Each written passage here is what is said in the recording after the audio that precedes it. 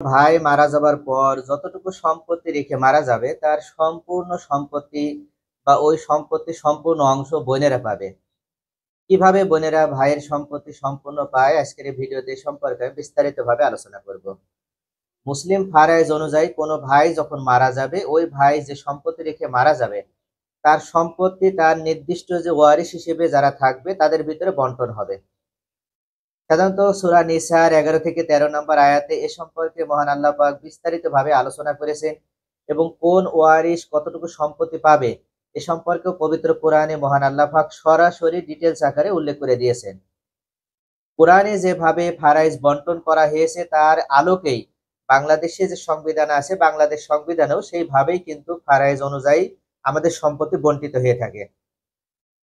শুধুমাত্র একটি বিষয় সংযোজন করা হয়েছে এবং যে বিষয়টি ফারায়েজের অনুযায়ী সংযোজন করা হয়েছে সেটা অত্যন্ত আশাকর এবং ফলপ্রসূ বলেই সেই বিষয়টি মুসলিম ফারায়েজে অন্তর্ভুক্ত করা হয়েছিল। আর এই বিষয়টি অন্তর্ভুক্ত করা হয়েছিল 1961 সালের 15ই জুলাই মুসলিম পারিবারিক আইন অনুযায়ী। তখন আইয়ুব সরকার ক্ষমতায় ছিল।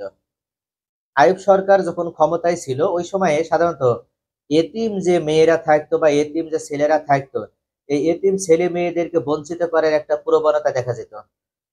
এই যে এতিম ছেলে মেয়েদেরকে বঞ্চিত করা হতো, তাদের সম্পত্তি দেওয়া হতো না বা তাদেরকে তাদের হক বুঝিয়ে দেওয়া হতো না, যার কারণে বাংলাদেশের বিভিন্ন জায়গা থেকে এবং এই উপমহাদেশের বিভিন্ন জায়গা থেকে এই ধরনের বিভিন্ন যে কথা প্রচলিত হতে থাকলো যে এই বিষয়টি যদি নিষ্পত্তি করতে হয় অর্থাৎ এতিমদের সম্পত্তি যদি সঠিকভাবে তাদের হাত কাছে পৌঁছে দিতে হয় তাহলে অবশ্যই এটা একটি আইন করে দিতে হবে। তাহলেই কেবল এতিমদের সম্পত্তি তাদের কাছে পৌঁছে দেওয়া সম্ভব।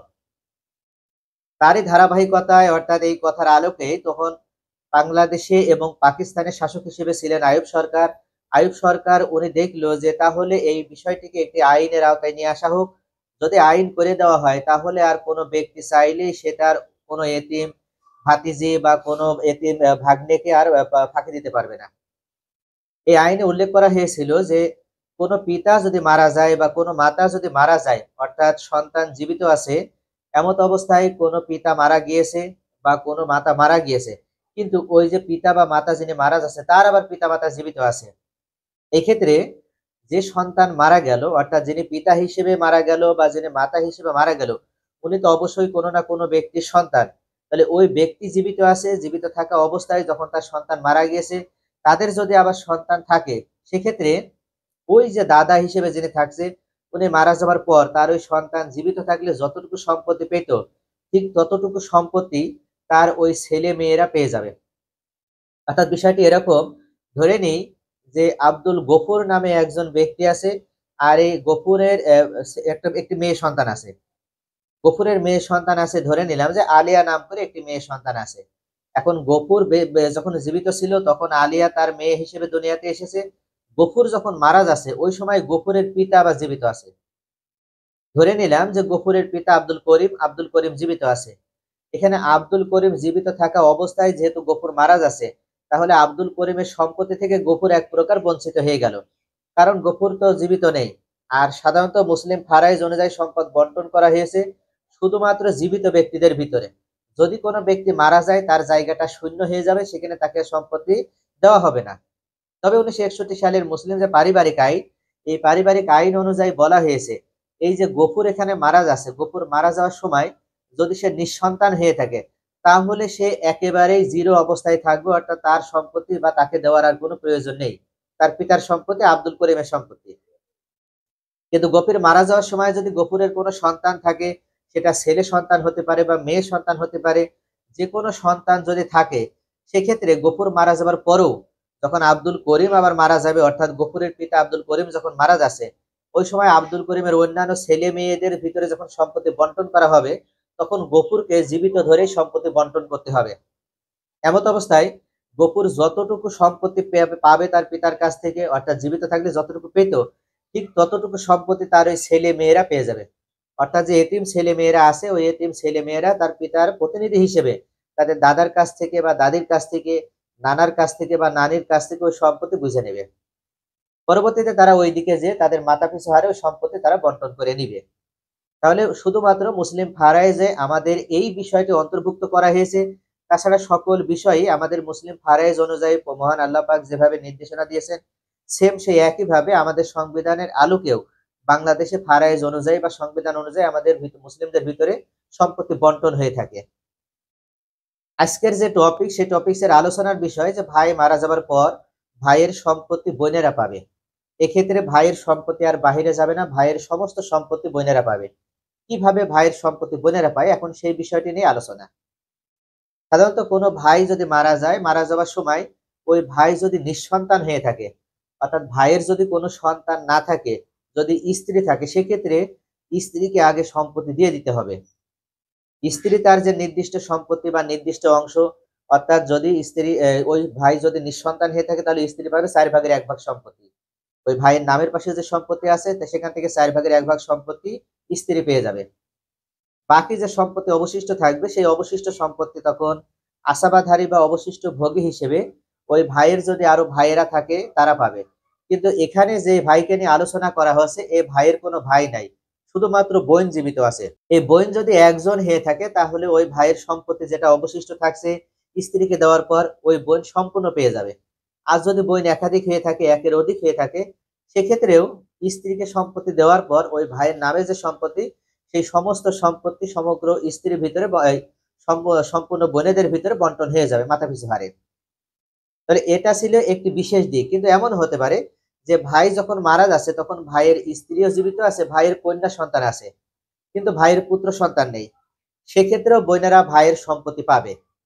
এমত অবস্থায় স্ত্রীকে সম্পত্তি দিতে হবে 8/1 সম্পত্তি। যেহেতু ভাই এখানে সন্তান আছে, অর্থাৎ সেটা ছেলে হোক মেয়ে হোক, ভাইয়ের যদি কোনো সন্তান থাকে, সেক্ষেত্রে স্ত্রীকে দিতে হবে 8/1 সম্পত্তি। বাকি যে সম্পত্তি থাকবে সেখান থেকে কন্যা দেখতে হবে যে কয়জন। যদি কন্যা একজন হয়, তাহলে কন্যা একাই পাবে অর্ধেক সম্পত্তি। আর যদি কন্যা একাধিক হয়, তাহলে কন্যা পাবে 3/2 সম্পত্তি। এখানে যে ভাইয়ের আলোচনা হচ্ছে, ধরে নিই যে ভাইয়ের একজন কন্যা আছে, তাহলে ওই ভাইয়ের সমস্ত সম্পত্তি থেকে প্রথমে স্ত্রী পেল 8/1 সম্পত্তি, তারপরে সমস্ত সম্পত্তি থেকেই, অর্থাৎ মোট সম্পত্তি থেকে কন্যা আবার পাবে অর্ধেক সম্পত্তি। তাহলে কন্যাকে অর্ধেক আর স্ত্রীকে 8/1 দেওয়ার পর বাকি যে অবশিষ্ট সম্পত্তি আসবে, এই অবশিষ্ট সম্পত্তি বোন পেয়ে যাবে। যদি ওই মৃত ব্যক্তির কোনো ভাই না থাকে, সেক্ষেত্রে ওই যে বোন থাকে, সে বোন একজন হলেও বাকি সম্পত্তি সম্পূর্ণ পাবে। আবার যদি বোন একাধিক হয়, তাহলেও বাকি সম্পত্তি সম্পূর্ণ অংশ বোনেরা পেয়ে যাবে। যদি একাধিক বোন হয়, তাহলে ওরা ভাইয়ের কাছ থেকে যে সম্পত্তিটা পাবে, তারা পরবর্তীতে ওই সম্পত্তি মাথাপিছু হারে সমানভাবে ভাগ করে নিবে। আরেকটি বিষয় আছে এখানে, এমন একজন ব্যক্তি মারা গিয়েছে বা এমন একজন ভাই মারা গিয়েছে যে ভাইয়ের সন্তান আছে, সন্তান বলতে পুত্র সন্তান আছে এবং কন্যা সন্তানও আছে। এরকম যদি হয়ে থাকে, সেক্ষেত্রে স্ত্রীও যদি থাকে, তাহলে স্ত্রীকে প্রথমে সম্পত্তি তার 8/1 দিয়ে দিতে হবে। এরপরে বাকি যে 8/1 বের হয়ে গেলে যে 7 ভাগ থাকছে, সেই 7 ভাগ সম্পত্তি তখন তার ছেলে এবং মেয়েদের ভিতরে বন্টন করে দিতে হবে। ছেলে পাবে 2 ভাগ আর মেয়ে পাবে 1 ভাগ। এইভাবে সম্পত্তি বন্টন করে দিতে হবে। এমত অবস্থায় ওই ভাইয়ের যদি কোনো বোন থাকে, সে বোন একজন হোক আর একাধিক হোক, তখন এই বোনেরা আর কোনো সম্পত্তি পাবে না। তাহলে শুধুমাত্র যদি যে ভাই মারা যাচ্ছে, সেই ভাইয়ের যদি পুত্র সন্তান থাকে, তখনই কেবল তার সম্পত্তি আর বোনেরা বা ভাইয়েরা পাবে না। কিন্তু যদি যে ভাই মারা যাচ্ছে তার কোনো পুত্র সন্তান নেই, শুধুমাত্র কন্যা সন্তান আছে, তখন কন্যা সন্তান নির্দিষ্ট সম্পত্তি পাবে আর বাকি সম্পত্তি ওই বোনেরা পাবে। আর যদি কন্যা সন্তান না থাকে, তাহলে শুধু যদি স্ত্রী থাকে, তাহলে স্ত্রী পাবে 4/1 সম্পত্তি, বাকি সমস্ত সম্পত্তি বোনেরা পেয়ে যাবে। আর যে ভাইটি মারা যাচ্ছে তার যদি স্ত্রীও না থাকে, কন্যাও না থাকে, তাহলে ওনার নামের পাশে যে সম্পত্তিটা থাকবে, ওই সমস্ত সম্পত্তি ওনার বোনেরা পাবে। এক্ষেত্রে বোনদেরকে ওই ভাইয়ের কন্যা হিসেবে তুলনা করা হয়। অর্থাৎ সে বোন একজন হলেও সম্পূর্ণ সম্পত্তি পেয়ে যাবে, বোন একাধিক হলেও সম্পূর্ণ সম্পত্তি পেয়ে যাবে। তাহলে মুসলিম ফারাইজ অনুযায়ী এই বিষয়টি নিশ্চিত করা হয়েছে যে ভাইয়ের সম্পত্তি বোনেরা সম্পূর্ণ অংশ পাবে। এখানে ভূমি অপরাধ প্রতিরোধ এবং প্রতিকার যে আইনটি পাশ হয়েছে এবং নতুন নতুন আরো অনেক আইন পাশ হচ্ছে এবং ভবিষ্যতে হবে, তবে এই আইনগুলোতে এই যে মুসলিম ফারাইজের যে দিকটি, এই দিকটিকে কিন্তু বিশেষ গুরুত্বের সাথে বিবেচনা করা হয়েছে এবং ভাইয়ের সম্পত্তি বোনেরা যেন নির্দিষ্টভাবে পায় এবং বোনেরা যেন নিশ্চিন্তে সেই সম্পত্তি উপভোগ করতে পারে বা তারা যেন নিজেদের ভিতরে ভাগ বন্টন করে নিতে পারে, সেই বিষয়টি কিন্তু গুরুত্ব সহকারে বিবেচনা করা হয়েছে। তাহলে আজকের পর্বে পর্যন্তই, পরবর্তী পর্বে আবার দেখা হবে। সে পর্যন্ত সকালে ভালো থাকেন। আসসালামু আলাইকুম।